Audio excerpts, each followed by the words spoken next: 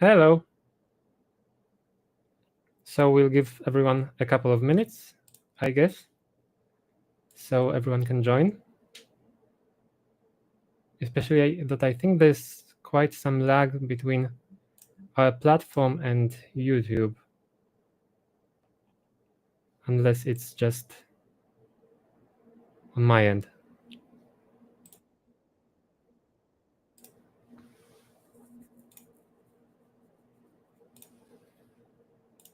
All right then.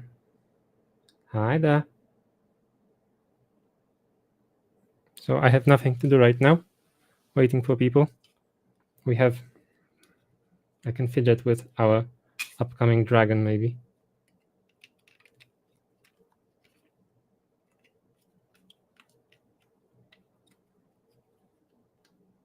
Awesome. Thank you for the information.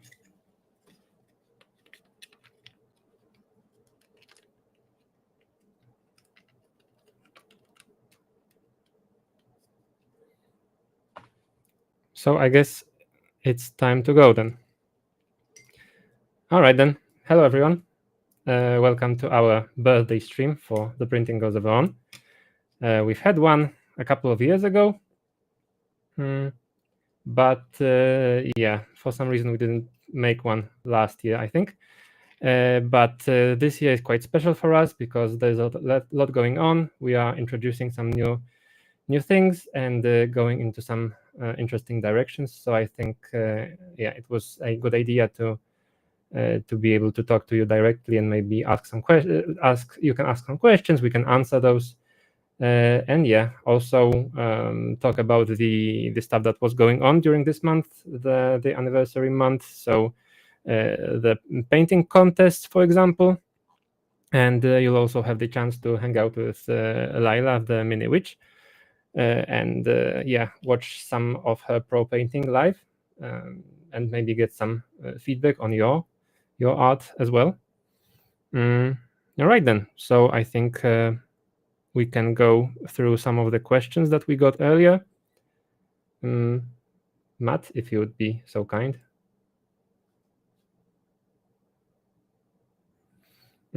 Yeah. So a quick and shameless self promo. So this month on The Printing Goes On, all the cool stuff for our birthday. So we got our hello there. Hi, Marta. We have a awesome discount for members, so you can stack up the collection of minis, 70% off. We introduced the awesome new Kraken for loyal members. You also can experience our 3D customizer with the three exports from each faction. So that's like at least 30 minis that you get just by joining. And also a new feature that we will be introducing as soon as possible. There were some holdups, but yeah, the option to get a cool model that's like level 1 and level 15. And if you refer a friend, you'll be able to collect another one from that collection. So quite nifty if you have some people who would like to join us as well. And yeah, a big project as well is the sampler from previous months. So the huge welcome pack that will be available to members on our own website. Because yes, we are introducing subscriptions on our website, and we should be good to go next week, I hope. Patrons and the tribers will get the option to switch for free to the current tiers, so respecting all the grandfather tiers, like all the ones that happened 5 years ago and that were very discounted. And like we are honoring that also on our website, so you will be able to keep those privileges as well. Yeah, what's the other cool stuff that happens? We got also our friends at Lychee Slicer to provide extra 2 months of pro membership for Lychee for members on our website, and we are also doing a cashback system that will be called Evershards, and yes, you'll be able to collect those by your membership, as well as some other actions like posting pictures of your prints and yeah, sharing some of your work as well. All right, so I think we can go further and with some questions that we had earlier and some information maybe for you if you're interested. So we started in 2020, and I think we hit right at the time of the pandemic. So there was, oh yeah, you can hear Doggo. He's sad because I've locked the door and my cat is scratching on the door, and they need to be together. Poparek, hi. Dawaj, skakuj. Here is Doggo.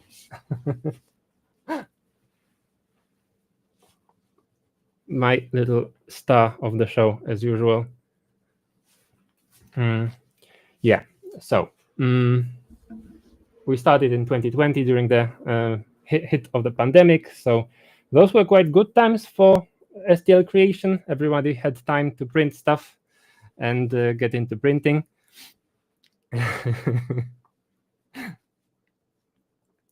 Yes, Koperek, my doggo. Yeah, back then things were a bit different. I was the one sculpting basically everything, while right now it's quite a privilege when I can find time to add something to the to the monthly collection sculpting. But yeah, still enjoy it, but not really enough time for everything. And there are people working with us who are much better at this than I ever was, as you'll be able to see like with some comparisons. Yes, of course, it's a cheap shot, but I'm not very good with talking to the camera, so I'm using him as my emotional support doggo.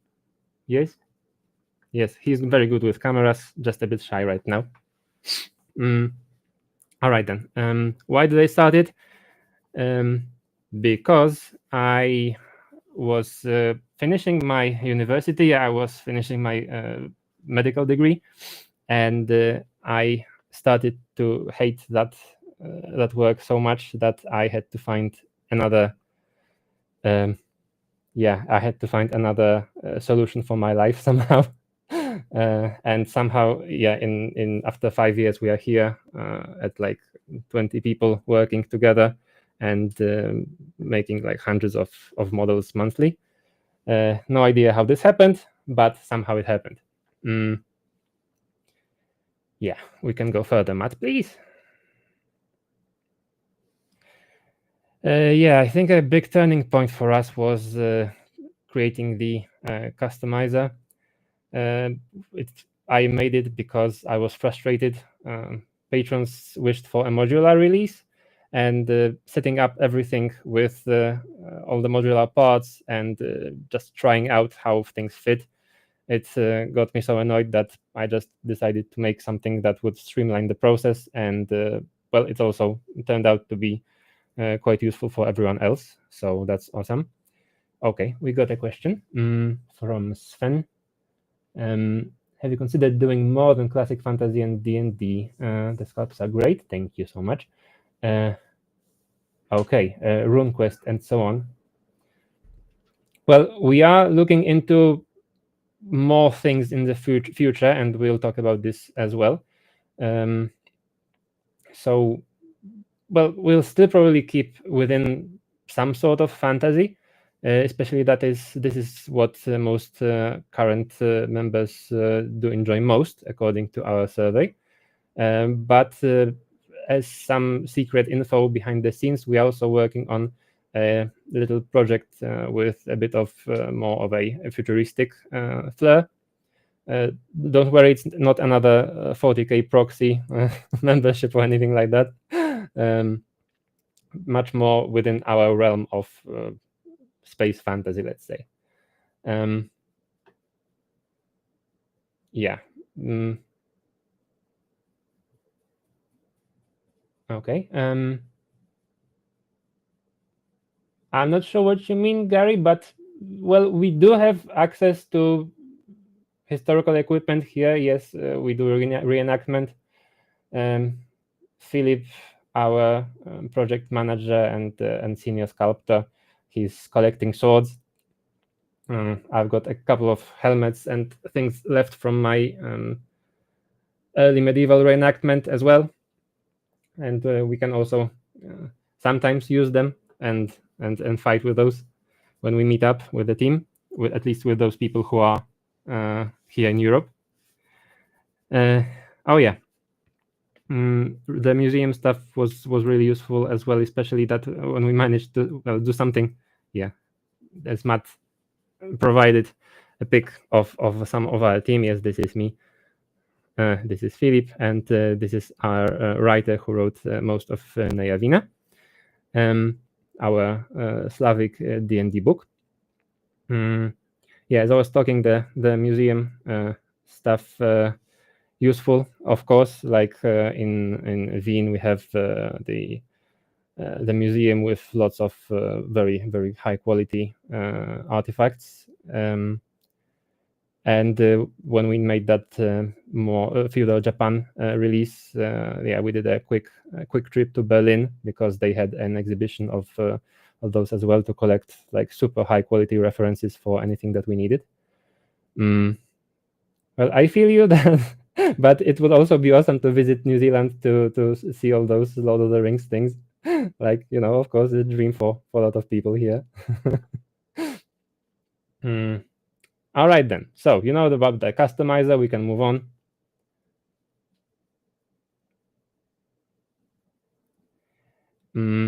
Yeah. So we had also had a question about some favorite models. So it was difficult to decide because, well,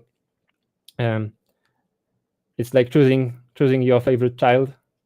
Well, in this case of my dog and cat, I usually would probably choose my dog just because he's been with me longer.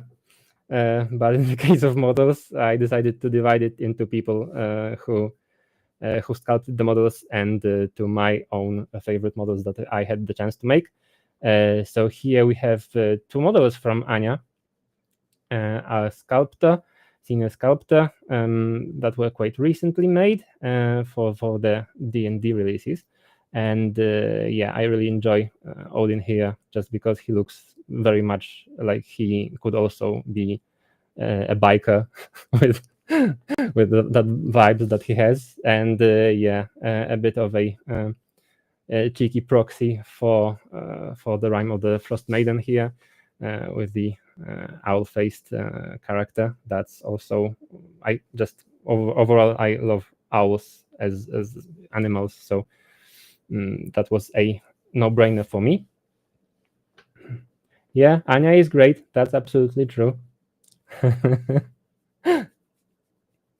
And yes, Okodish Panda, we do get references just because it's much more fun to make models that are grounded in reality.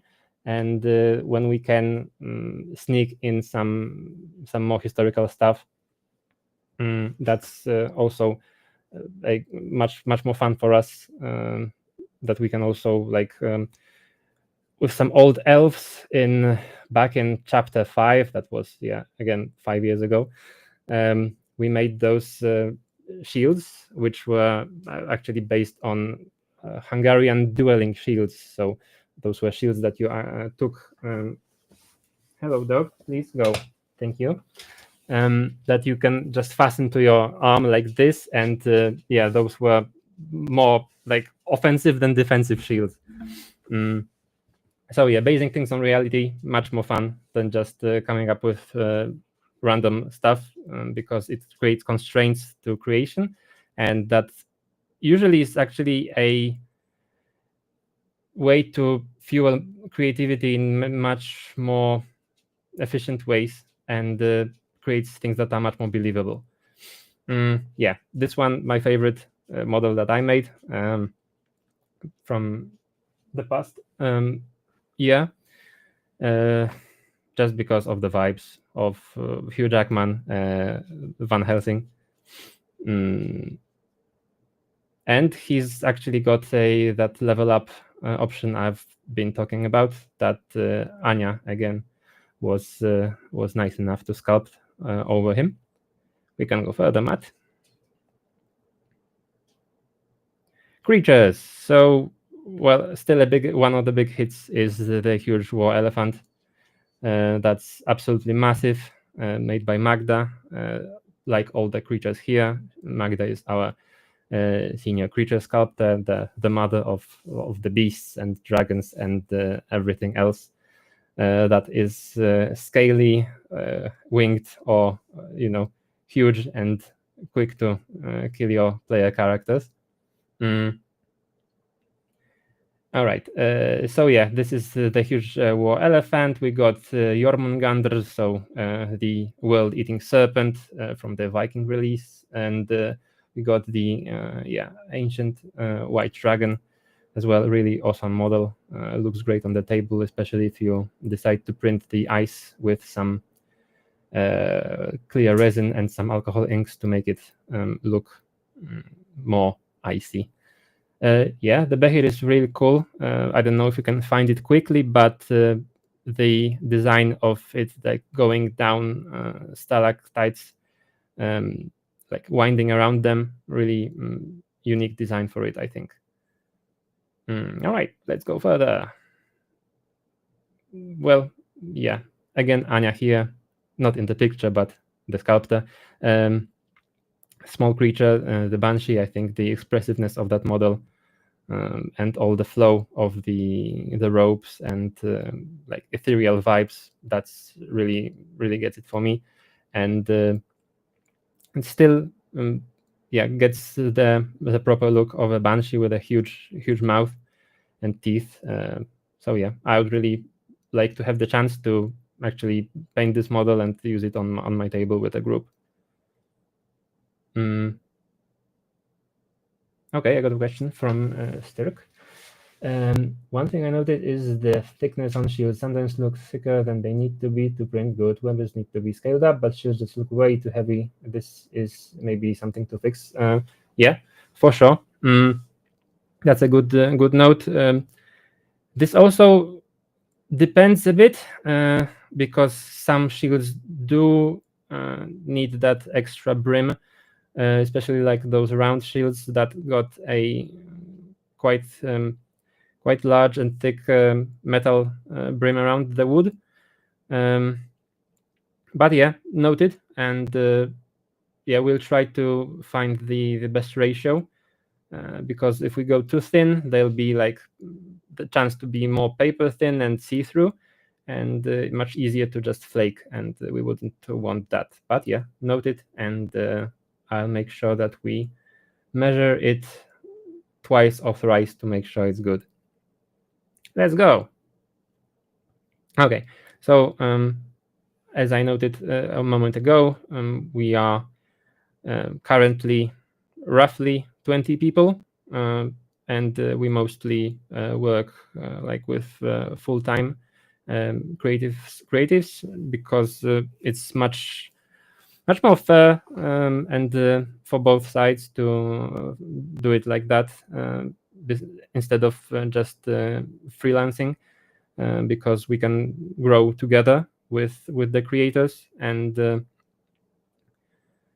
we can like help each other and develop further and find a common language to create things in ways that are awesome.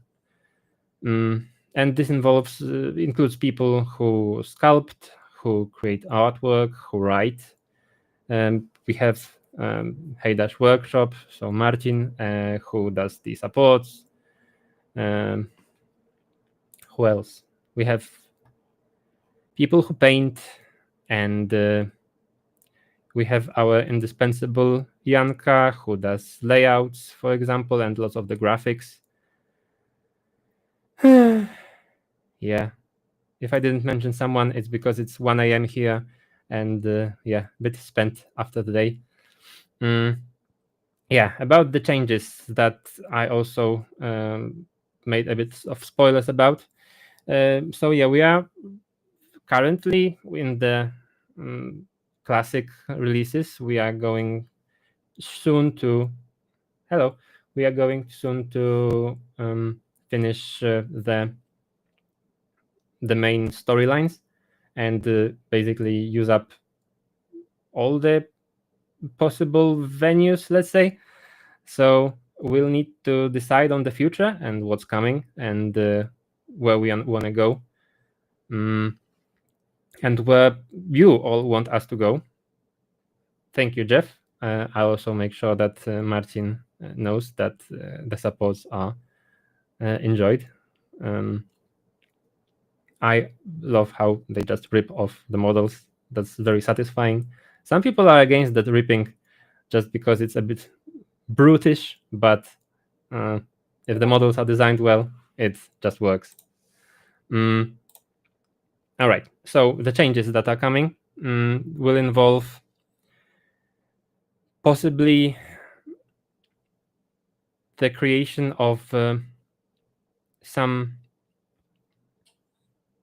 more freeform fantasy that would be, of course, again, still in the sword and sorcery realm, but having something that's created within our own minds and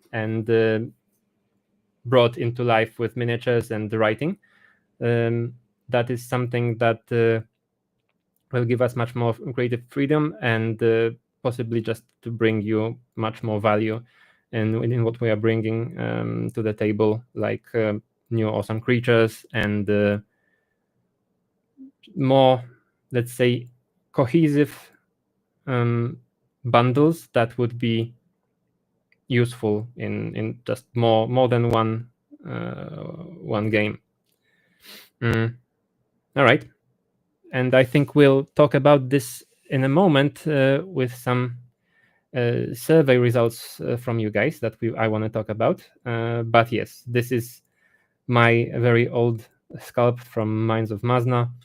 And yes, I'm very proud of how far we've gone from the Balor that was presumably wearing lava speedos into something that looks actually printable and worthy of your resin.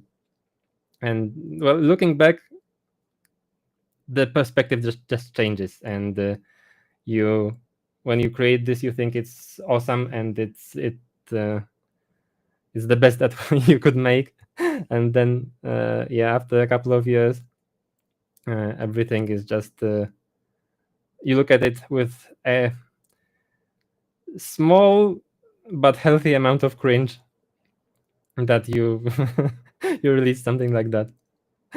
But still, there are quite some people who do enjoy the older designs. They were a bit more cartoonish, a bit more stylized, but they had this specific charm to them, I guess. All right. So yeah, about the survey, we asked you where you'd like us to go further, like in 2026, and well, most of you were like, the excitement was fairly even, but still the winning aspect would be creating factions that are classic fantasy inspired, and I do hope that you will be as excited for the things that we come up with as you were for the more standard inspired factions. We won't be scratching and removing the old stuff. We would like to incorporate it into our own creative ideas for world building, but just expand on those to make them more fun, more versatile, unique. Next up, oh yeah, yes, a lot has changed and improved over the years, and I'm grateful that. Okay, hello, we got another animal here that wants to be on stream. This is Radek. He's a very precious and very sick Devon Rex. Yeah, you can see. Well, he doesn't want to. He's camera shy as well. Yes, hello. Okay. Yeah, looking back at your old stuff is a very important part of the creative process and developing your skills.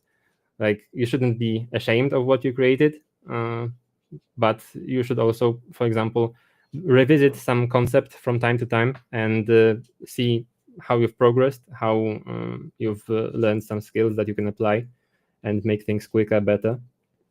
Yes, Kitty says hello.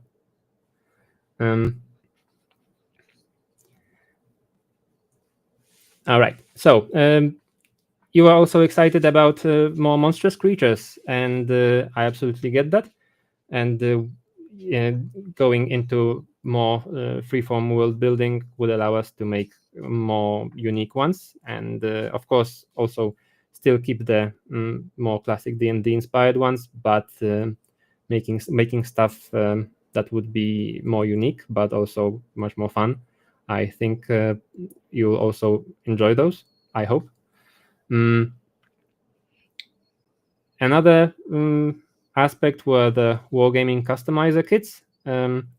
So those are always a lot of work for us because it's not just creating, let's say, 30 models, but it's creating like 100 bits and pieces and then setting it all up. Hello, guys. Nice to see a fellow raccoon here. Why raccoon? Because I live around me. There's so much trash. All the boxes, because we are currently in the frantic end game for the pre-launch of our Kickstarter. I'll say a couple of words about that as well. But yes, I'm currently living on basically on boxes, and yes, some people and some animals aren't very happy about that. So yeah, more customizer kits, but that's also always much more work because it all needs to be set up.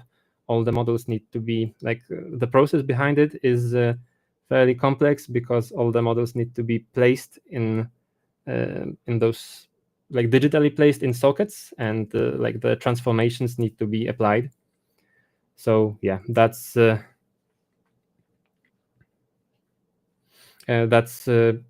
usually just a huge time cost to create those, but I do know that they are much enjoyed and useful for you guys, and I'm really proud of that we can create something that is being used regularly and helps you build your armies.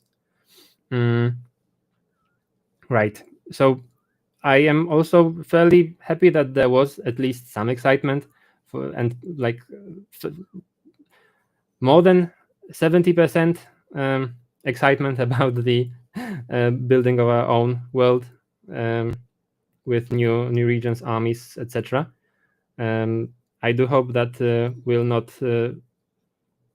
that you'll still enjoy what we are creating ourselves, and we'll try to keep it within the legacy of what we've made so far, so it all meshes together.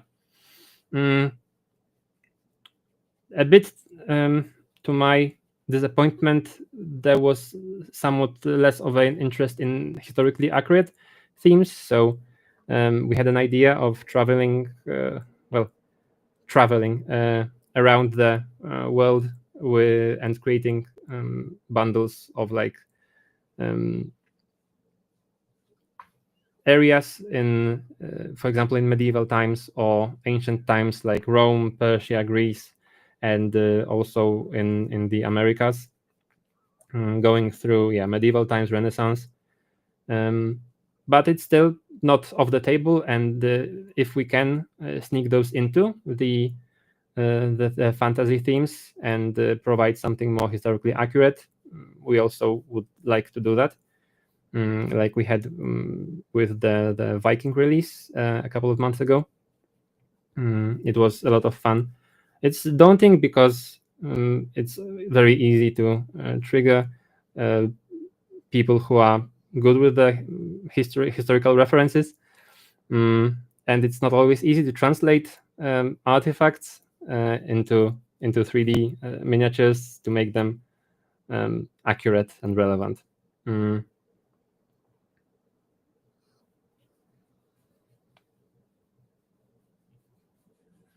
Okay, thank you for the input, Sterek, about the 30-year war.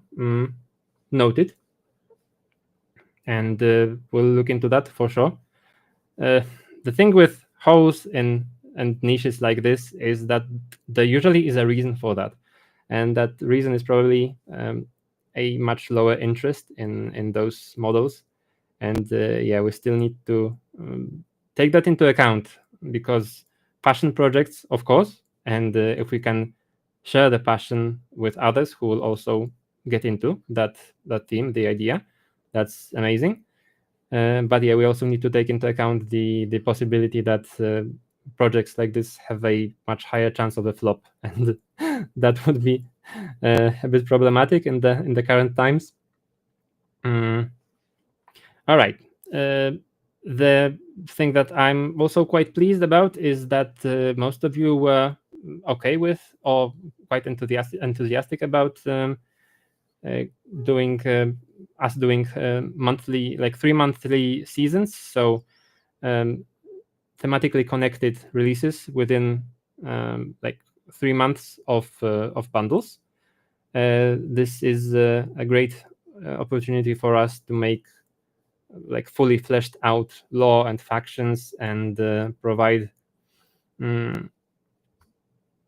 a rich and just developed units, armies, characters, heroes. Oh yeah, for sure. We'd also love to do that. We really enjoyed making the deities in the Tales of Radiant Shores. I think Marta can also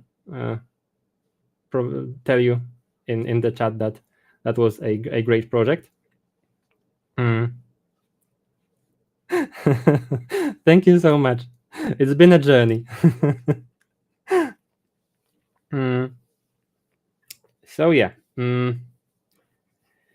what is also there in our future is us delving more into the physical market, just because it's obviously much wider. It's let's say the holy grail for most digital creators to get into that, because still most people don't have 3D printers or access to those. So being able to provide ready-made miniatures for you guys, and still providing some 3D printable content, like in the case of our upcoming Kickstarter, Ready Set Encounter. We'll have miniatures that are like already made for mass production, not really for printing, but we do have a terrain set that is like reusable into with the set of the minis, and all the informative booklets and the stats, etc. But yeah, it would be 3D printable, and for patrons, it will be free of charge if you decide to join the Kickstarter. So I think that's a neat option. Celtic themed models. All right, noted. That's again a bit of a niche, but if we would, for example, delve into Celtic mythology more, that would be awesome. I really enjoyed that as well. There are like many interesting myths and legends surrounding that that inspired lots of the fantasy that we know today. So for sure, getting into that, absolutely a great idea. I think Matt wants to tell me something. All right. Want to watch something about Ready Set Encounter? I don't think there's sound here. No, it's not coming through. I think you need to share the screen with your sound. That is an option during the when you are sharing.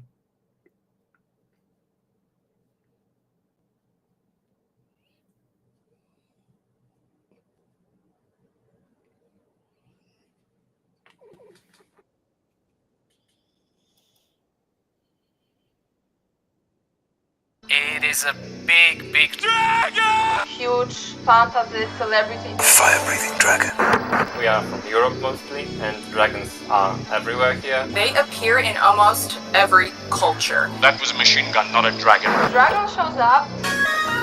Everyone at the table instantly pays attention to the dragon. You're not wrong. Of course, I'm riding a magical f***ing dragon. So we wanted to make something that was cooler, better, faster. Damn it, I lost the thread.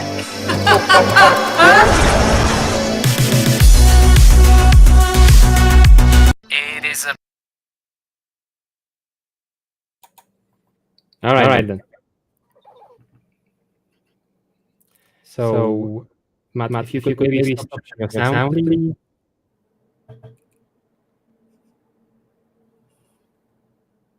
Is it off? No, it's not. I can hear myself double. Thank you so much. Yeah, you see, you made Radek angry. So let's head over to the fun part after my rambling, and I'll let Lyla take over. So the winners of our painting competition with lots of awesome prizes.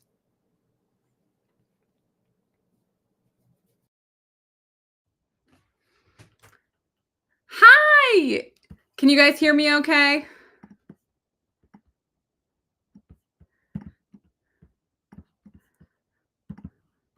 Sorry, I'm getting things all set up on my end.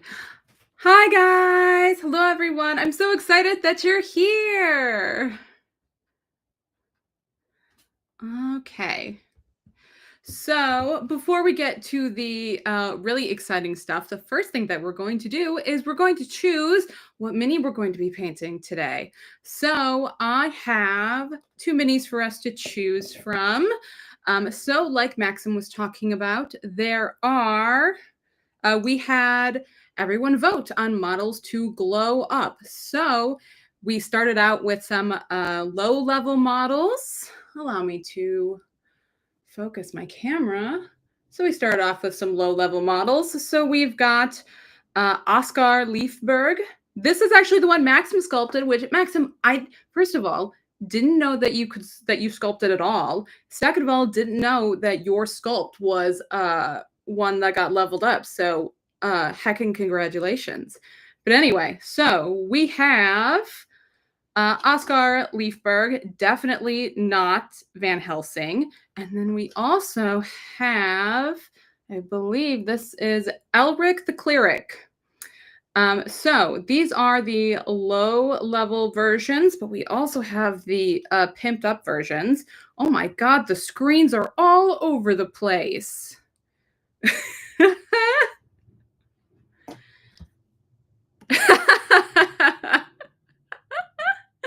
Okay, so we also have our pimped up versions. We've got, again, we have definitely not Van Helsing, and then we have super epic 20th level cleric guy. And you guys get to decide what we're painting today. Personally, I think we should do this one.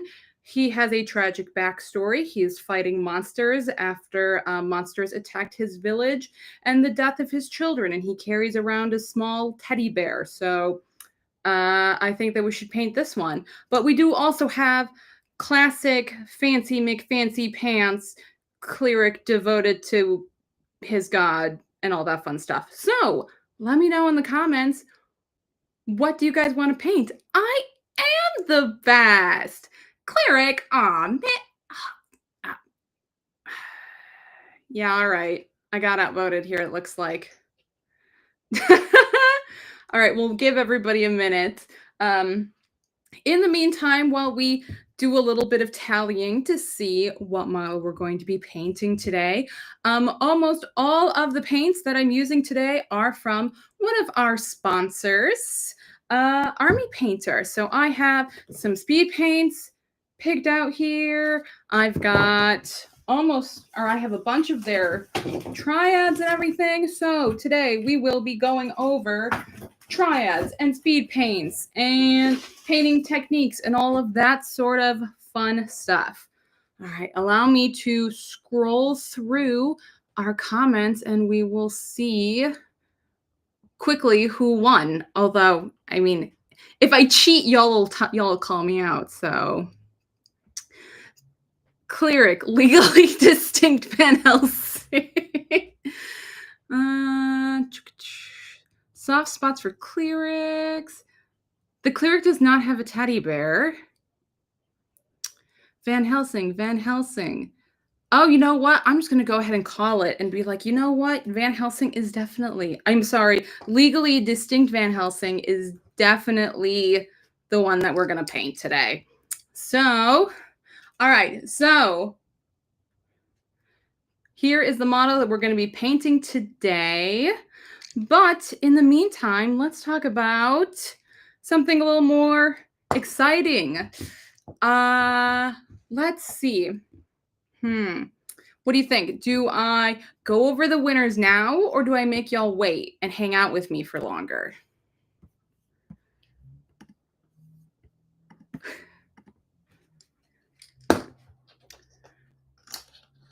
You want the winners now? All right, cool. Matt, can you roll some footage here?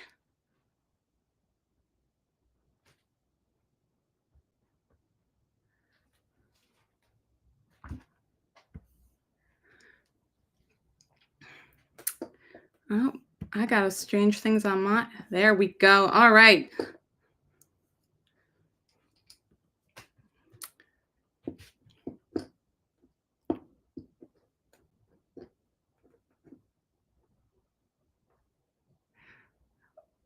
Woo! There we go. Thanks, Matt. Hell yeah. I mean, heck yeah. Definitely didn't see any of that in the preview. Okay, so first of all, first there were two categories that we had for this competition. We had single miniature and terrain. And I was one of the judges, and y'all's work was great and fantastic. We did have to narrow it down and pick 3 winners for each category. However, if you want to get your miniature critiqued by me right here, not right now, not literally right now, but this evening, you can copy the link code from your submission over on Discord. So if you, I believe it's double click, right click, there is a link that you can copy and paste. So if you post that into a comment, it will get pulled up here and I can critique it for you. That does mean everybody else is also going to hear your critique. So make sure you're okay with that before you post it. But you can get critique on any of your miniatures. Well, any miniature you submitted. Okay, let's do third place. So first of all, like I said, we had 2 sponsors. We had Army Painter and we also had Amera Labs. So third place is a $100 coupon for our digital store, Amera Labs resin, and Army Painter products, including a bronze trophy brush, wet palette, and flexible triads of choice. And the winner is... Yay, terrain! Woo! We have Tiza Bazoos, I believe. So if Tiza Bazoos is here, congratulations. I just thought that the grass on the hut and the time that went into adding the moss on the stones made this one a personal favorite for me. Ooh, halfling house small. Perfect. I didn't even know that. Good to know. Thanks, Matt.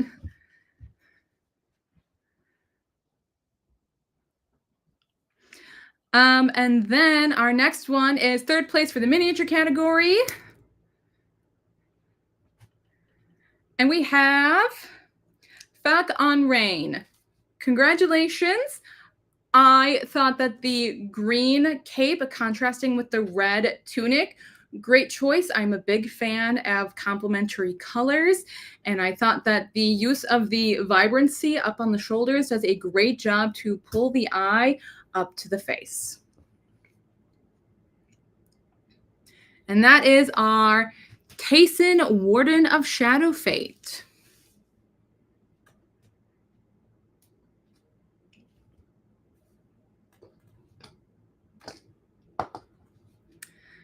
All right, and second place prizes are,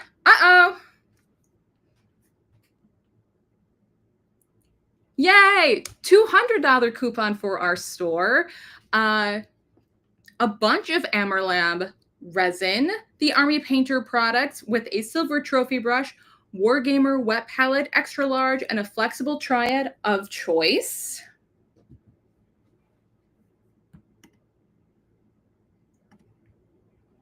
First, we have Terrain. And the winner is Azael.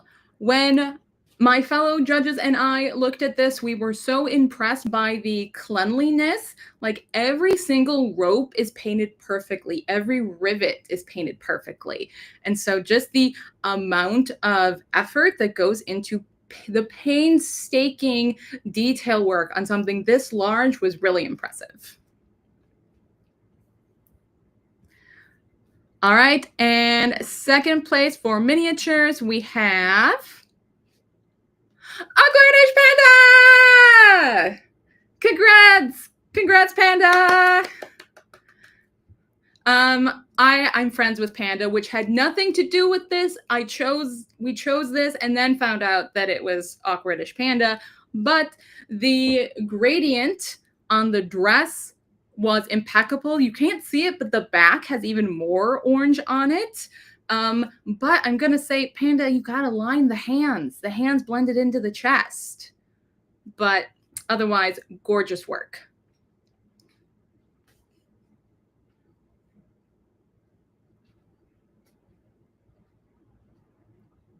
All right, a quick side between our third, second, and first place. We had the most colorful miniature, which receives even more resin from Amelabs. And that was Overlord Nemo.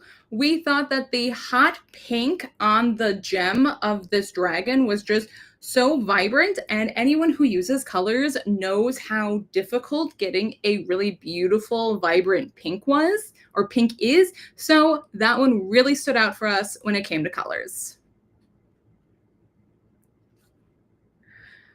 And first place, we have $500 coupon for our store. Way more Amerlabs resin and Wargamer Fanatic starter set, Speed Paints 2.0 starter set, and flexible triad of choice. First place for Terrain is Doc Farkas 0528. We like this one because there were a lot of different techniques that went into this, and the colors still all blend together. It definitely feels like a realistic scene and not just a amalgamation of colors. And first place for miniature is Jazz. Look at this beholder. The eyes, the way that the lower part of the iris is like glowing and goes up to be dark where there's the catch light. First of all, the proper way to paint eyes, but overall, just such a gorgeous piece. The way that the moss is on the top of the beholder and blends in, and then is picked up on the base. Overall, just a gorgeous, vibrant piece.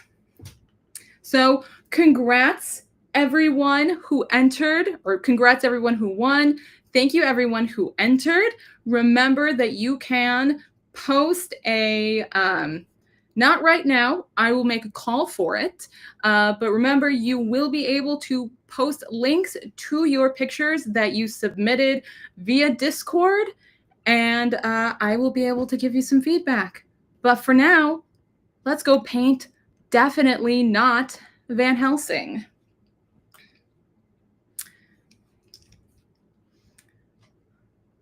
All right, so if you know me, purple is obviously the right choice.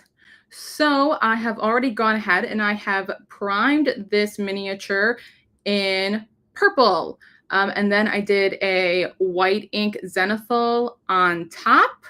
And the reason that I like to use white ink is because it leaves a really nice gradient finish. It can go from gray up to white. So I highly recommend using white ink. And yes, the eyes on that piece were just, oh God, I was about to say, they were so eye-catching.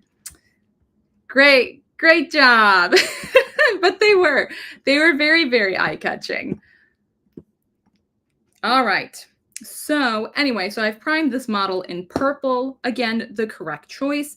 And then, so what I'm going to do is I'm going to speed paint a little bit of, or I'm going to wet blend some speed paints here. Since I don't have too much time, I want to make sure that I get this model at least mostly done. So I'm going to be wet blending some maize yellow down near the bottom of the flame, and then we will move up to a bright red. So what ink do I use? What a good question. Daler Rowney or Liquitex. I'm pretty flexible and I kind of just use whatever white ink is available. I've never found a white ink not work, but Liquitex and Daler Rowney are just available at my local craft store. So those are the ones that I use. Oh, but another fun thing, make sure you're using your fidget popper for your speed paints. My opinion, the best way to use speed paints, because when they dry, all the paints just pop right out. So that's super handy. But all right, when you're painting flames, they start lighter at the bottom and then get darker as they go up. So we're gonna just do some yellow down here at the bottom. I did make this flame, or I did give this a little bit of extra white when I was airbrushing so that I could do the speed paints up at the top. And so I'm just going to kind of blend them in here in the middle. And then I will go back in with some of the triads and such later. But like I said, I want to make sure that we actually have some amount of chance of finishing this model tonight. So we're starting out with speed paints. Okay. So in this guy's character art, he doesn't actually have a teddy bear. That's his backstory. Wait, is there a teddy bear? There is not. Do I have a teddy bear? I don't have a teddy bear. Well, Maxim, apparently there has been a call for the addition of a small teddy bear for his tragic backstory. But so, my two favorite colors to work with are purple. For handed onto the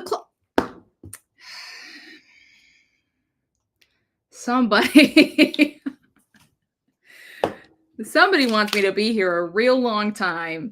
Okay, so my two favorite colors to paint with are purple and green.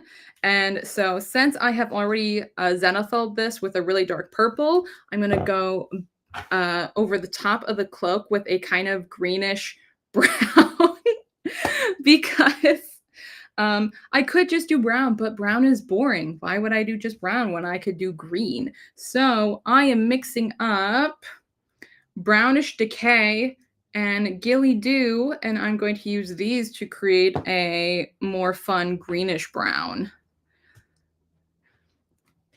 You guys, I can't sculpt. I can't sculpt. I will. How about this? You want freehand? If we got time, I will attempt it. No one is allowed to say anything about my freehand though. Okay, so I always like to test my colors on my hand. That might be a little too green. We're gonna do it anyway. Okay, so when you are speed painting, it is important, there we go, to load up your brush and then do a dabbing motion. Oh no! Apologies for losing my camera there. Anyway, a dabbing motion. A dabbing motion is the secret. So we're going to start here at the top and we're going to, oh, that's armor. We're going to work our way down. And I'm going to try not to, there's some armor and stuff. I'm going to try not to hit that, but some of the other elements might get hit and we're just not going to worry about it.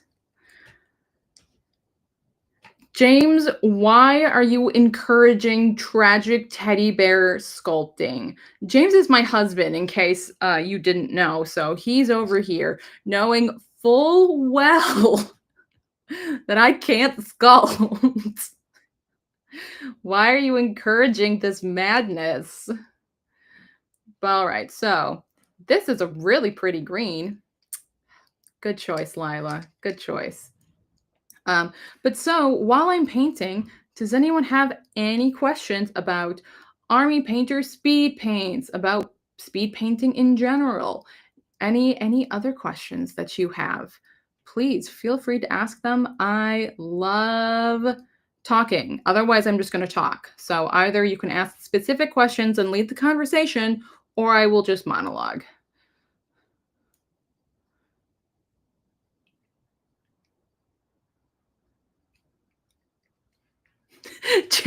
James is not already mixing up the two-part putty.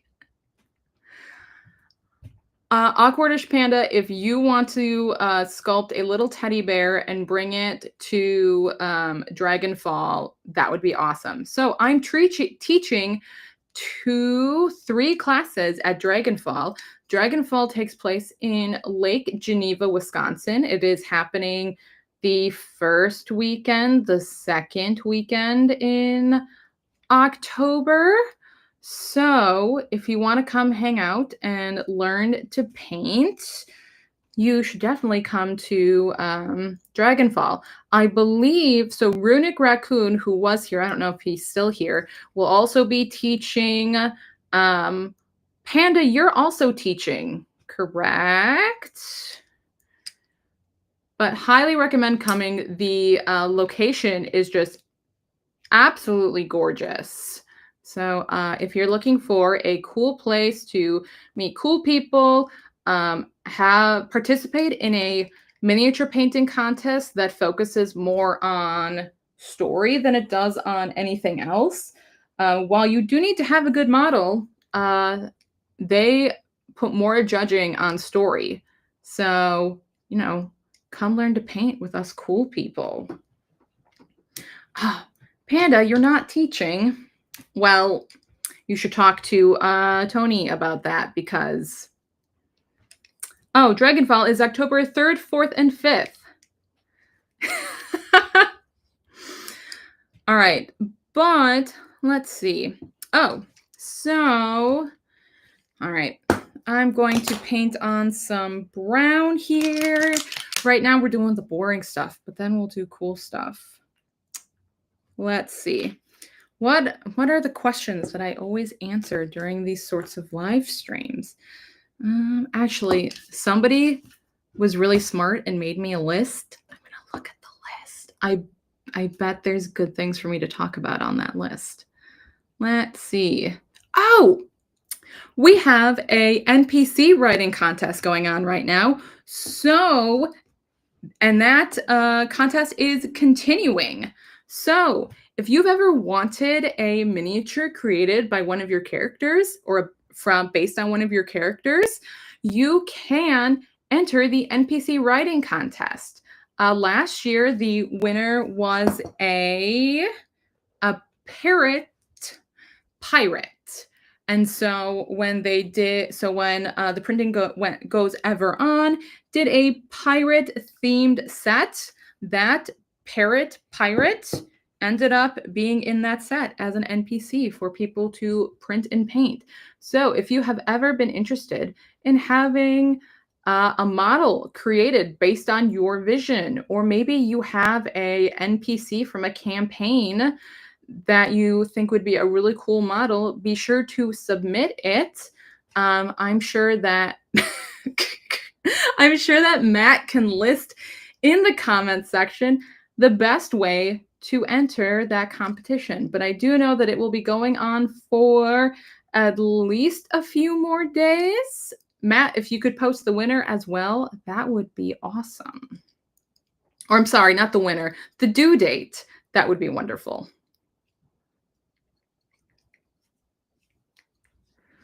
Oh, good, Panda. I'm glad that you have some characters you're submitting. And I am so sorry that I have accidentally started the drive for a official teddy bear to go along with this miniature. Okay. Is there anything else on this list? All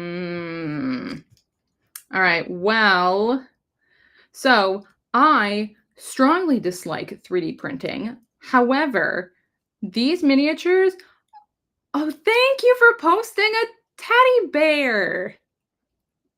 Matt gets A+ for this. I can't look at it though. Is this a trick? I don't know what it is. Someone describe the teddy bear for me before I'm so excited that we are offering a teddy bear, because Matt included a devil face, and so now I'm worried. Anyway, so I usually do not like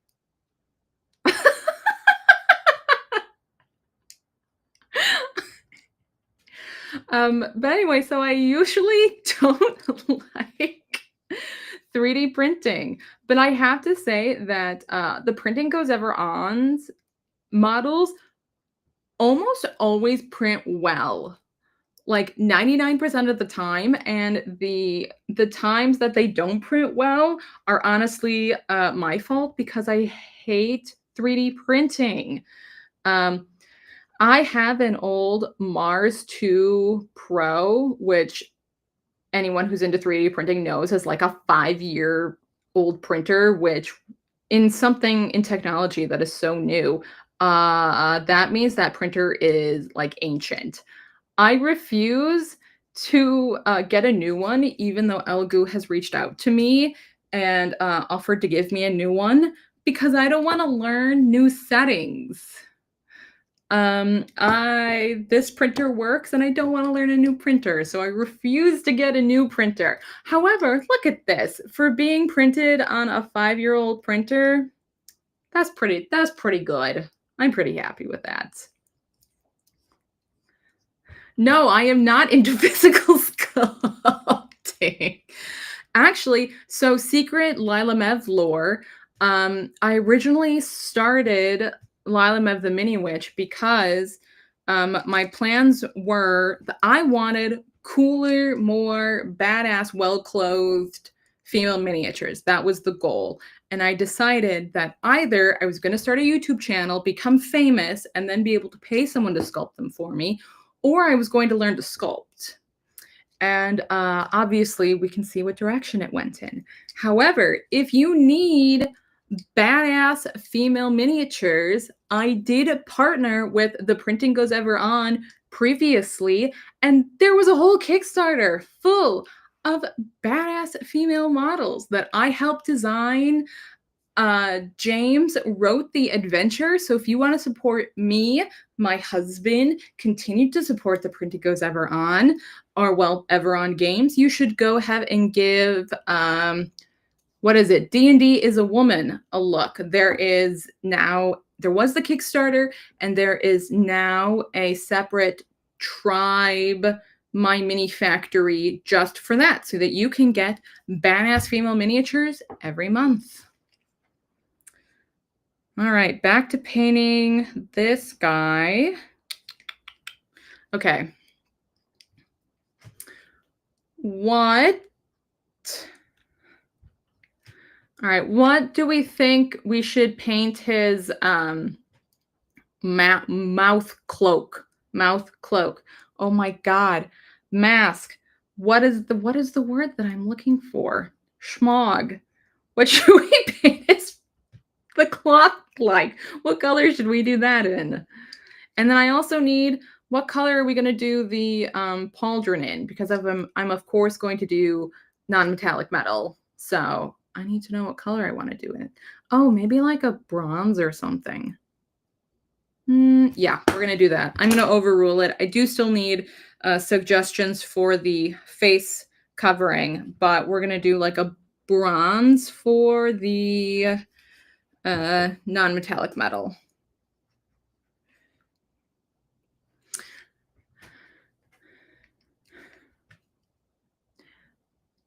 So as I am burgundy done. So as I am painting this, I'm actually using a rather limited color palette. So this bronze that I'm making right here is actually the red from the fire mixed into the brown that I used for his crossbow. And the reason that I'm doing that is because, so using two colors that are already on this model will help it all tie together. So instead of just having, you know, random colors that might not make sense, so like hot pink or cyan or something like that, adding in those colors at this point wouldn't really make sense. Like it would make the model make less sense. So using colors that are already here on the model assures that the model overall will be more cohesive.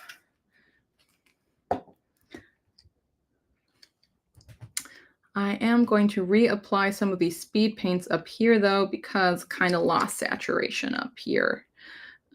Speed paints, if you really want your speed paints to be really vibrant, painting them over pure white instead of painting them like a zenithal or based on a zenithal will actually give you more vibrant speed paints. So that's why I try to paint more of the fire just white to give those speed paints something to really pop on. But I think that they need that second layer. Oh, I was going to do object source lighting on the fire. It's fine. No object source lighting. Sorry, you guys only get NMM today. No object source lighting today. I have created teddy bear monsters is what has happened. All right. His bandolier we will make. Okay, so he's got like bullet casings. What color are we making the bullet casings on here?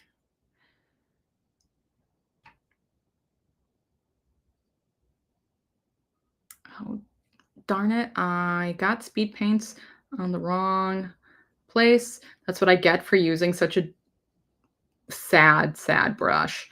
But I don't like using speed paints on my very nice brushes.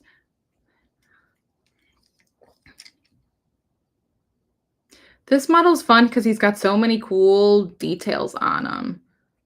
Oh, let's see. All right, I want to. Oh, why do I not like? So I am a stickler about my Winsor Newton Series 7 size 1s, which in my opinion are the correct brush. I spent $300 and made a video testing sable hair brushes, and this brush is the superior one. Don't put it in your mouth like I just did. But so the reason that I don't like to use my really nice brushes is because with speed paints, you should really load your brush heavily to really saturate it. And in doing that, you're more likely to get paint into the ferrule, which is this part right here, and split your brush.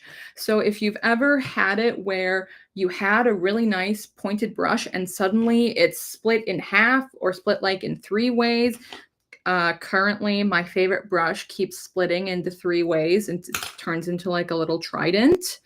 That would be why you got paint or glue or something up in the ferrule, and now the glue in here has deformed, and so now it doesn't hold a perfect point anymore. What is too much? See you fill the folds. I'm sorry, Strike Henrik. I am not sure what you're saying.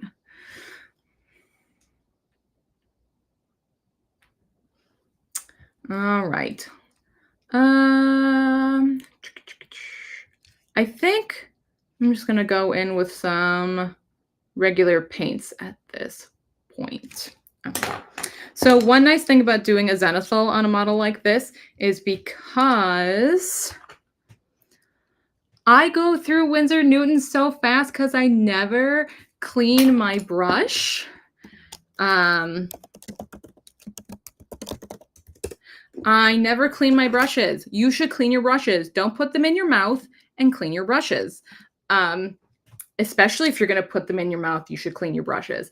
But so I go through my Winsor Newtons really, really quickly. So yeah, I do have a comical amount of Winsor Newtons. But all right, let's go in and use some opaque paint. So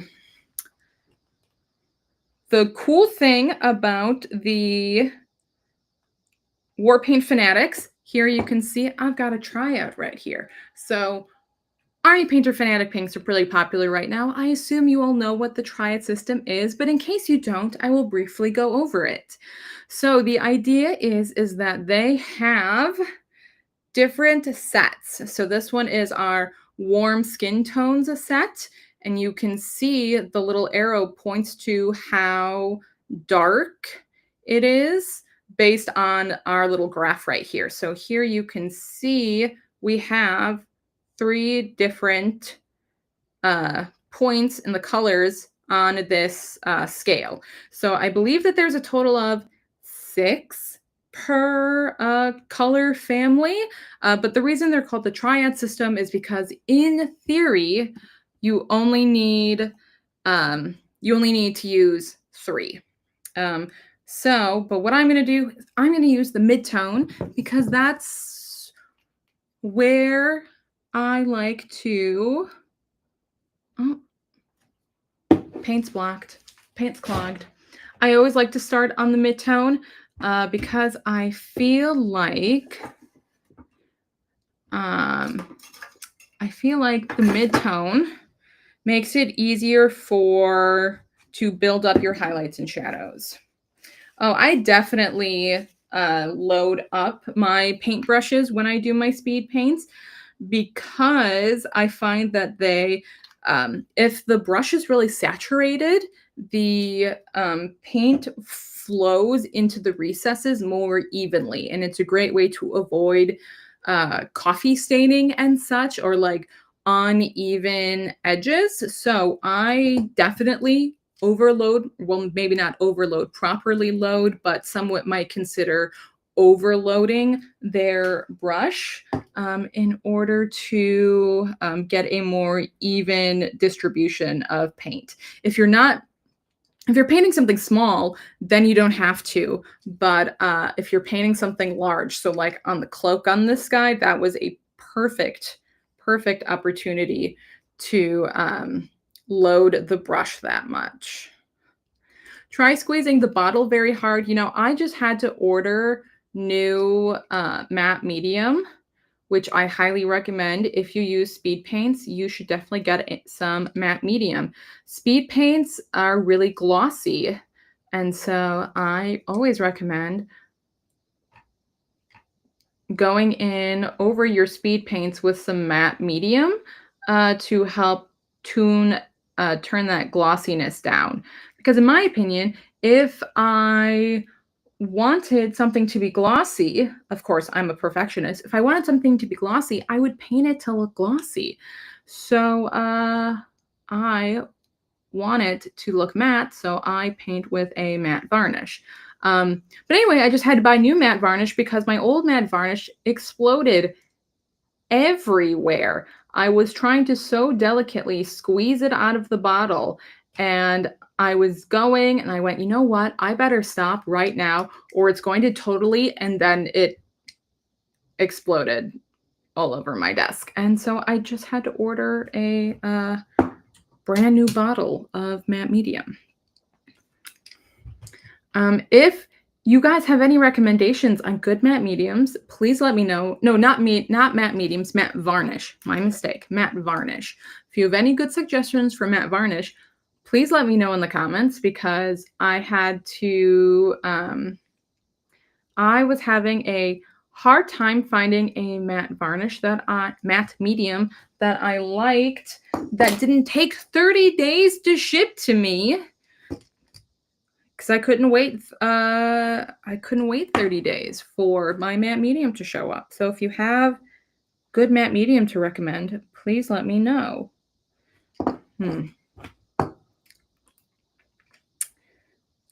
One thing I'm going to do. Oh, I let it sit in the folds too much and now it's too dark. It's fine. You tried to warn me and they didn't listen. Okay. I'm going to use Purple Swarm real quick, and I'm going to, with some Genesis Evolution Base Medium. This is from Cuttlefish Colors, which is a brand from Creature Caster. I'm going to create a really thin glaze of my Purple Swarm, and then I'm going to paint this into the shadows and such of the fabric. And since I'm creating a glaze, I'm using my very nice brush.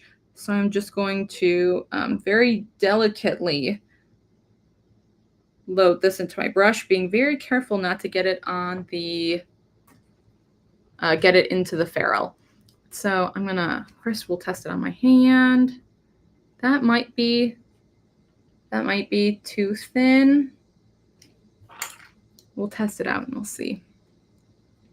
But anyway, so for glazing, I'm taking this purple and I'm pulling it up here into some of these more shadow areas just to add a little bit more interest.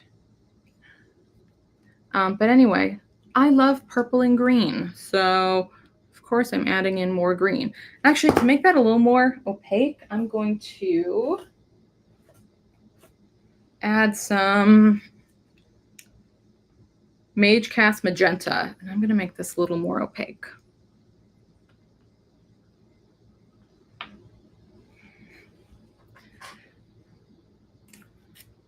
Fen, you are trying to send havoc because I just opened up another paint that was clogged, and I was about to just squeeze harder, and then I went, no, this is Fen.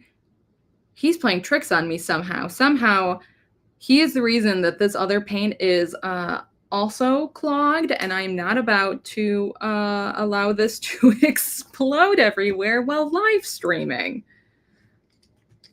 All right, so I added in a bit more purple here there we go. Add a little bit more opaqueness to this, and we'll try again. That looks better. But again, really, this is just because I love purple.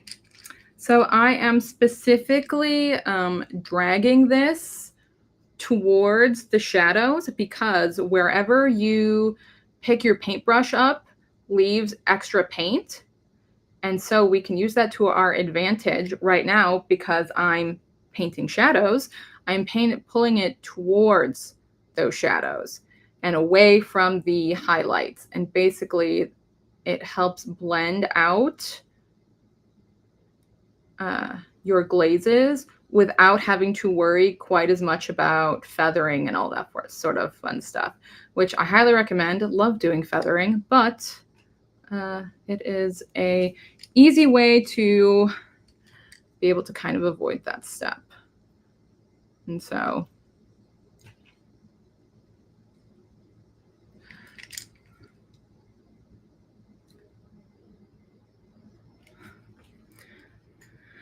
okay, that purple is done.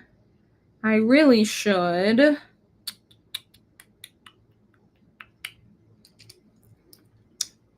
darn it, I just put it in my mouth again. All right, I think I'm just going to take some brown leather and we're going to put some paint some of his belts just to make sure, like I said, that everything gets painted. Oh, so if you have miniatures that you would like me to critique, now is your time. Please go ahead and, again, using the link that can be found in your, that's not, oh darn, I painted the wrong thing. It's so tiny and detailed that I think that's a problem for not this moment. If you have miniatures that you would like me to critique, be sure to copy and paste their link and paste them into the chat so that I can go through and give you guys some advice. Remember, these have to have been entered into the competition. So go ahead and post any if you would like. Otherwise, if you have any other miniature related painting questions, what's my favorite paint brand? How do I thin my paints? The answer is water. I just use water. But if you have any questions, now is the time.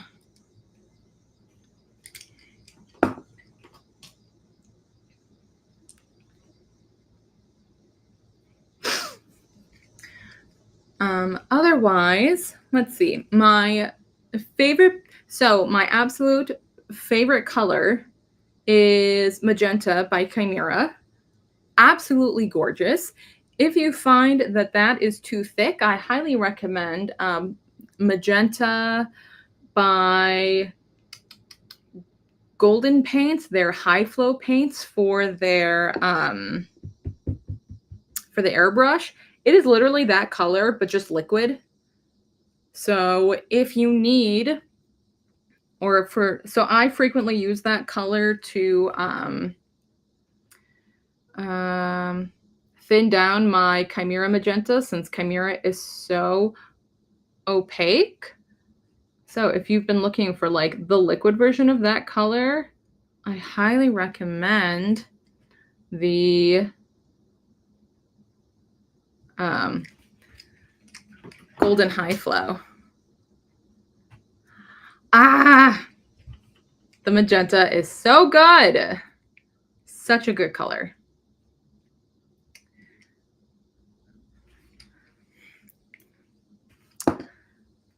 All right, Matt, whenever you are ready to pull up Awkwardish Panda's entry, we'll go ahead and look at her work. Oh, well, Awkwardish Panda, you know what to do. Post your link for Matt so that Matt doesn't have to go digging through everything.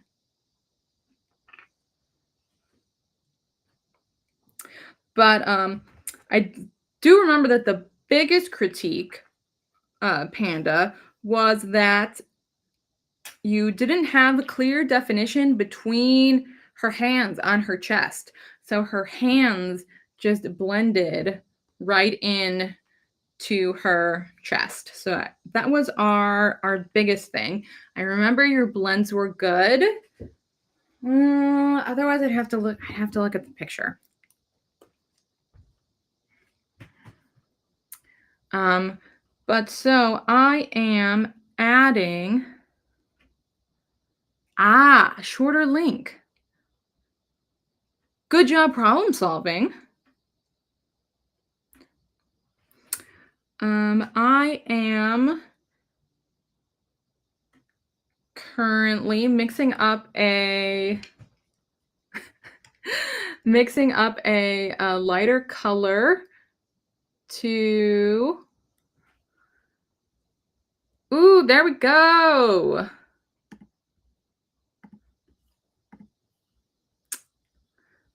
Okay. Love the gradient that you have on here.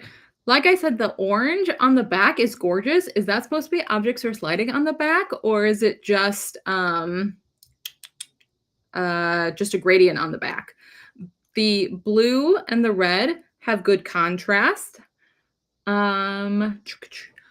I would love to see some differentiation in what kind of fabrics they are. So if the sleeves are like silk, maybe a brighter highlight up on there would be interesting. The belt is gorgeous. Can you scroll back up for me, Matt?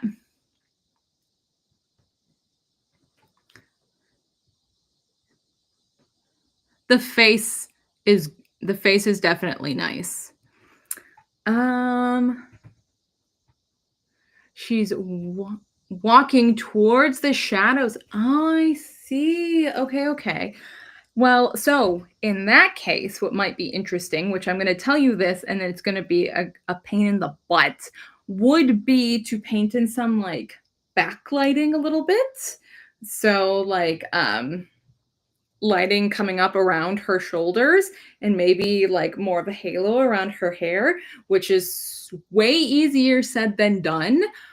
But I say that because the only way that I would have recognized that story is because of the color on the back and not because the front is necessarily darker than the back. Hold on. I'm going to show you a model that I'm painting right now that has a very similar style. If you are a small child or afraid of nudity, look away.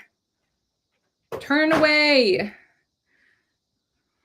All right, allow me to switch cameras here. This is an artistic miniature. But anyway, so here I have the sun in the back and then the twilight in the front, but you can see up here in the shoulder area, I have the light sort of wrapping around up on her shoulders and then also like up here on her hips. So, all right, that was just a quick shot. So children and young adults may now return to viewing. Another thing could be cooler colors towards the front and warmer colors towards the back. That would also help. But either way, I mean, obviously you got second place, so you did great. All right, let's put a little more work on this guy. Okay, so I mixed up some rainforest green in with the speed paint that I used on the jacket. And the reason that I did that is because I want to draw the eye up a bit more because the face is one of the most important parts. And that is especially difficult because his face is so much in shadow. So I'm going to draw the eye up as much as I can. So we're going to take a little bit of time and we are going to not hit that. Kind of push the brightness here on his cloak. Honestly, this might be a little too bright, but that's okay. Oh, on his jacket, I apologize. And then I'm also going to increase the brightness on his face covering a little bit. What color do we want to do? You know what? We are going to use red.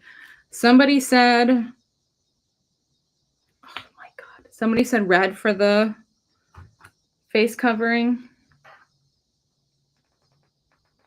Oh God, please don't shoot everywhere.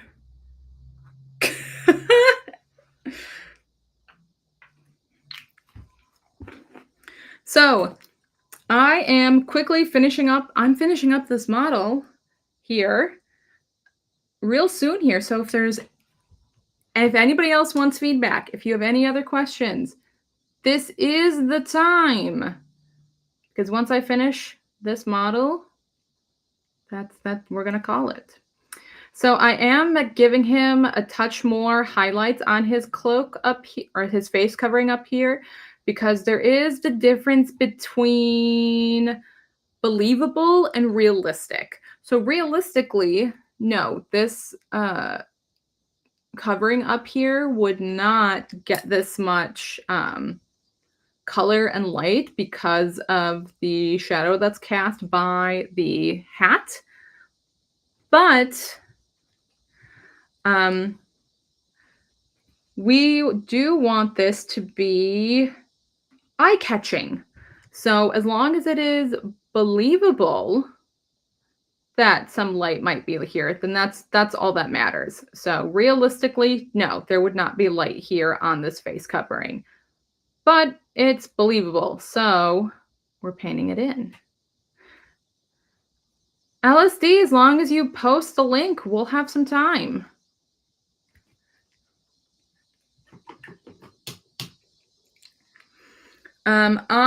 One way that I love cheating a little bit in speed paints and improving my speed paints really quickly, or improving a model that I use speed paints on, is by mixing speed paints and opaque paints. Because otherwise, like, the likelihood of me being able to find a paint color that would so perfectly match a speed paint color that I had already put down is low. So I just mix colors in to the speed paints, and then we are sure that the colors will match. Oh darn, that's not how you... I did this non-metallic metal wrong on this here pauldron. So the easy way to consider non-metallic metal is however you would shade it normally, like realistically with realistic volumes, do the opposite of that. So to paint this pauldron volumetrically, there should be a highlight here at the top, and then it gets darker down the edges. Well, to make it look reflective, I'm just going to paint the opposite of that, and I'm going to make it dark here at the top and then reflect it, or lighter, down at the edges. And that's the language of non-metallic metal, because doing non-metallic metal is really interesting because it's sort of a language that we have developed as a community that says a certain thing is reflective or not. And so I am a very big advocate for... Sorry, I'm trying to find colors. I'm a very big advocate for using reference photos. But trying to paint non-metallic metal from trying to use actual armor and such for references is a pain in the butt, because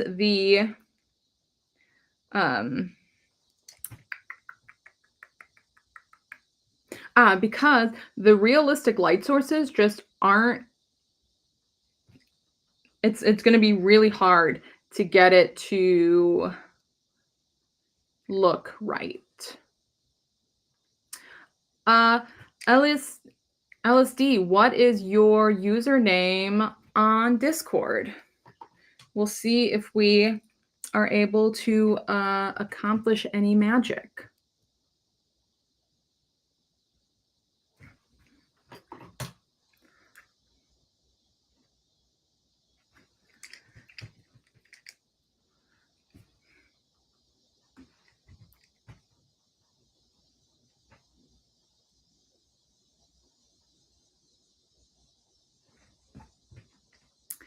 So I did a video testing the Cuttlefish Colors base medium. Is that what this is called? Cuttlefish Colors. Yes, base medium. Because the whole point of that medium was to basically people wanted Colorfish Colors to come out with their own speed paints, and Cuttlefish Colors said, no, I don't wanna. So instead, they came out with a medium that you can use to use any paints and be able to turn it into speed paints. And so in testing that product, I tested the regular Army Painter speed paint medium, and I was the Cuttlefish Colors worked so much better. So if you're interested in just turning your regular speed paints into if you're interested in changing your regular paints into speed paints, I highly recommend this. Ooh, we got a model to critique. One moment. Okay. Thank you, Matt. You are wonderful for making this magic happen. Okay. So the moss that you have on the model looks great. The metallics look nice and clear. However, one thing I would really love to see is more edge highlighting to really help differentiate different sections of this model.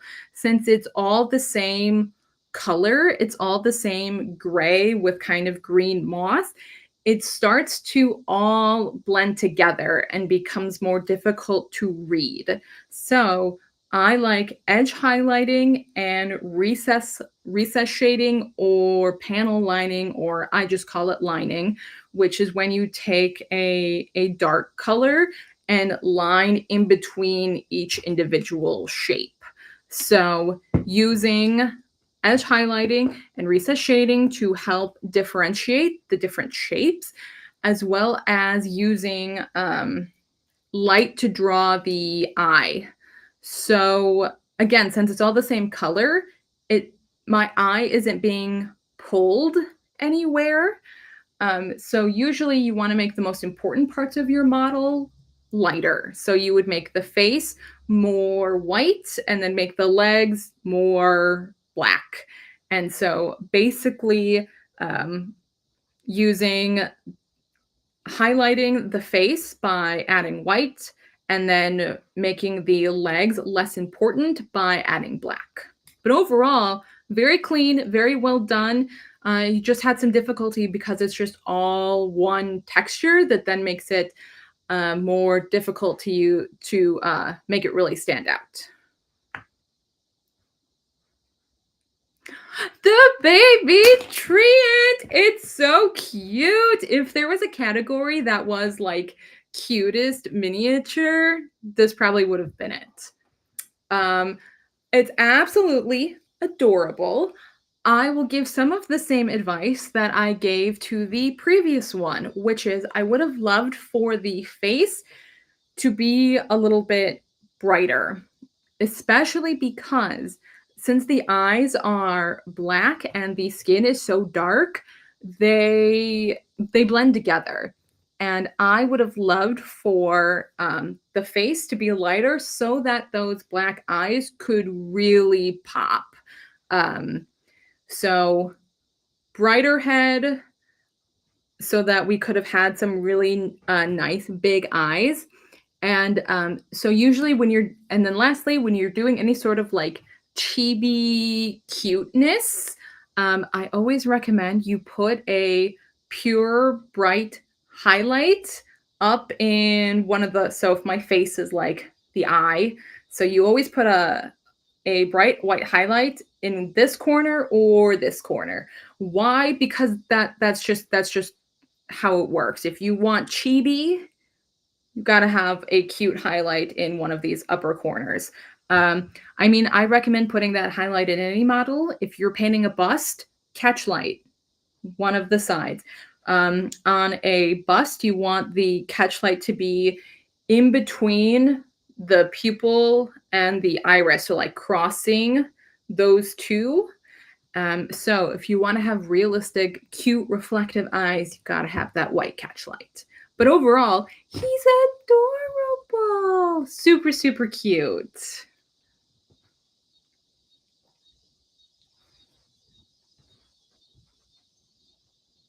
We did already pick the winners. Oh, yes. The catchlights should be in the same direction.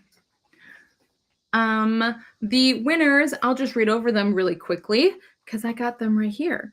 We have, for mini painting, we had third place was Falcon Rain.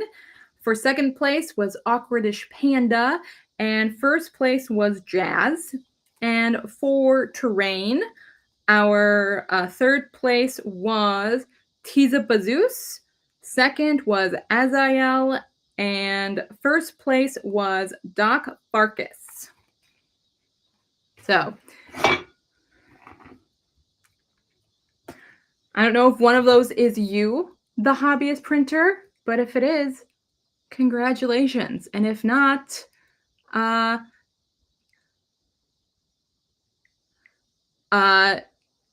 otherwise, you are welcome to post a link for critique.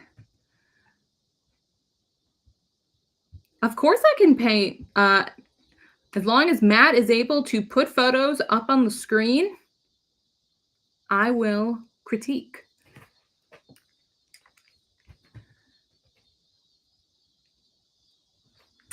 Thank you, James. All right, back to painting this NMM. But yes, if you would like your model critiqued, please post your Discord username so that my wonderful assistant is able to pull those up. All right, let me finish this brush thought and then I will look at the one that you just posted.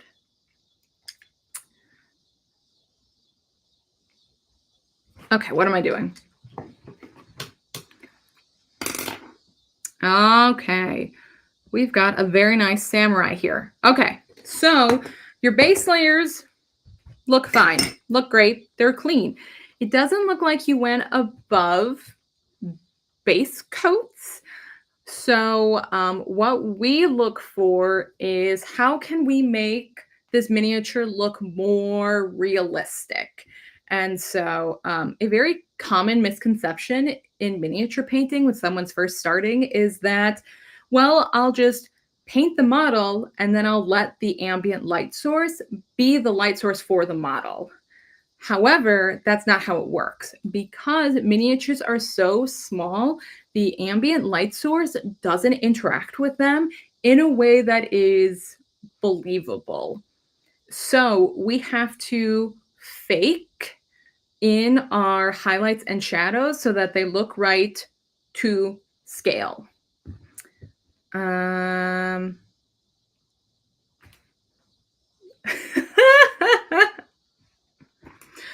So yeah, so you have to fake the highlights to look proper to scale. And that's always the difficulty is painting models so that they look correct to scale.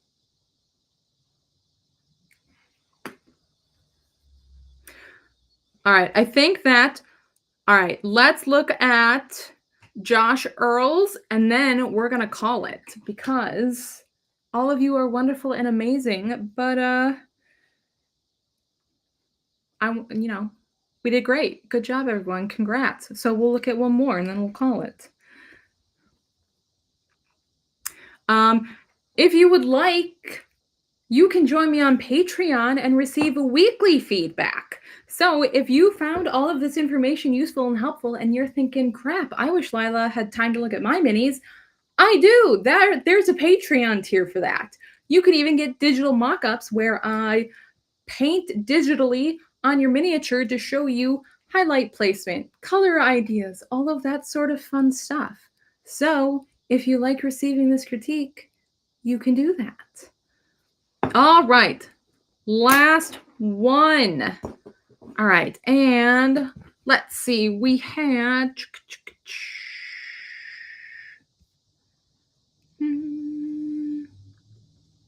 Koi Pond. Okay. Okay, so overall, it's cleanly done, but it's very flat. This would be a great time to add in some washes and dry brushing. So paint your base layer and then go back in and do a wash. Oh yeah, take my classes too. Thank you, Panda. Go back in and do a wash, whether that's a Citadel wash or an Army Painter wash, or if you're doing something specific and you want a like you want a wash that's a really specific color, oh no, I just popped the lid off of a speed paint. Fen, this is your fault. You can just use a watered down speed paint as a wash. But anyway, so you got your base coats done. Cool, great. Next, we want to do a wash. And what a wash does is it sinks into the recesses and is going to darken down those recesses and make any texture really shine. However, if you're doing FDM, you might not want to do that. So if you're doing FDM, then you are correct. Probably don't do a wash. But the next step would be dry brushing and or stippling. So if you're doing FDM, or for whatever other reason can't do dry brushing, I have a stippling brush. This is just like a really flattened brush, but here's something random. You can stipple by just like dabbing it like this. And so you can build interesting color textures just by stippling. You can stipple with wet paint and then you can get like a really smooth transition, or you could do darker paints or dry paints or whatever. Also, add in variation. You have so much stone, it's all the same color. I'd love to see one of the stones be like purplish and one of the stones be greenish. So yeah, overall it looks good, but it's very monotone, and I know you can do better.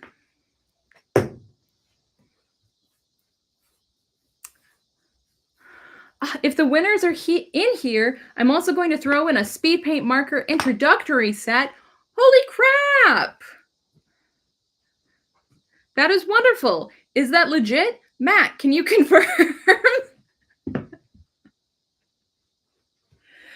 But otherwise, thank you so much for hanging out with me. Oh, let me change camera so that you can see where we're leaving off on this guy. We didn't quite finish, but we got a good start on this guy.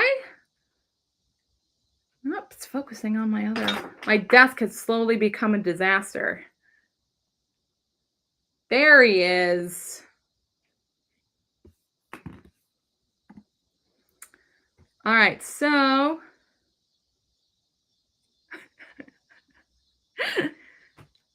all right, thank you, the hobbyist printer. You are wonderful.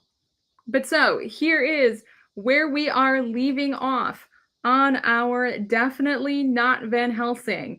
We wet blended some yellow and red speed paints to get this more natural gradient in our flame, which would have been even better if I had painted the whole flame white. So if you really want really vibrant speed paints, do the whole thing white first.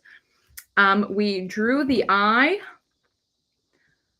up here to the most interesting parts by painting in some red here on our face mask and by doing a little bit of green up here on the collar.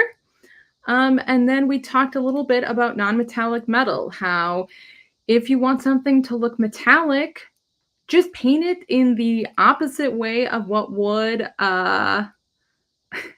paint it in the opposite way of what would be realistic. So on this pauldron, stereotypically, you would see it lighter up here at the top with shadows falling off on either side. But since we want it to look more like non-metallic metal, we want it to look metallic. You paint down here with the highlights, and then you do up here with the shadows. But all right, I will finish this guy up and post him on Instagram tomorrow. So if you want to see how this guy ends up, be sure to go and check out my Instagram. Remember, the NPC writing contest is still a thing. If you want your miniature to, or if you want your idea to be a miniature, that is an option that is available to you. And all you have to do is go fill out some really easy Google Sheet, Google form, whatever, and you could have your own miniature. And the last thing that I think I'm supposed to talk about is, remember, you can switch over to our website.